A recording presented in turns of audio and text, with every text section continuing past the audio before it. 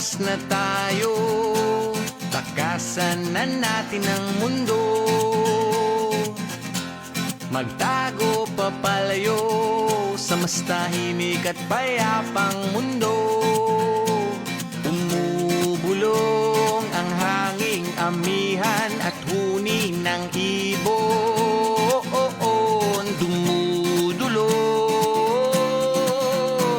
at tinatawag na tayo.